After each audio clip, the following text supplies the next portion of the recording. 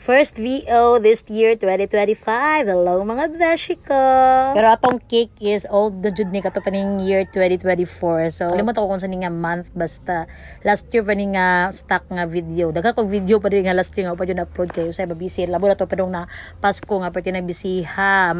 Di data ka ida to upload. So, upload ga punta kasi sayangan ko sa mga cake kasi rin ako ma-film. Ang uban jud nga cake nyo katong padong na Pasko. So, wala na jud na film. O katong mga pag human sa New Year nga na-order ang uban na to, wabo na ko na film.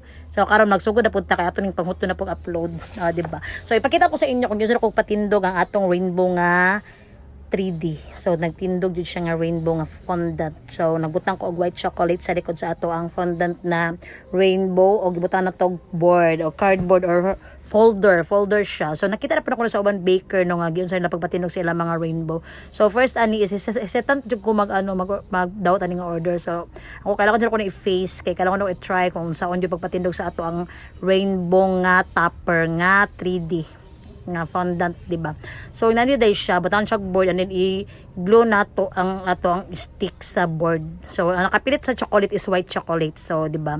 Dili siya maunsa, dili siya basta matumba. So ligon yun siya kagibiyahe pa naman ni padung sa mahayag from lasang to mahayag ni siya nga biyahe niya amorang gimotor. So ako tang plano nga dito na itaod sa ilaha ang fondant nga kuan nga topper pero ako na lang ni taod daan o sa moto ligon siya wadyo siya naunsa pag-abot sa ilahang balay.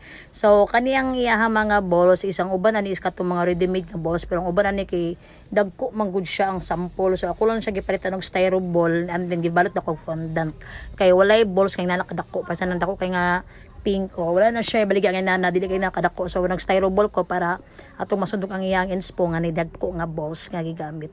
So ang ato ang one nga word is ano lang siya printable kay wala man ta naka-cry cut. So wala tay cry cut machine or I don't know kung pila dun ang cry cut kung magpa-cry cut kung i-cry cut ang one. So this is the final look sa ato ang cake na naay 3D fondant na rainbow topper. Diba? Nice kayong color sa tong rainbow, no? Diba? Ano kabugno ka sa mata. Kaning pastel color siya.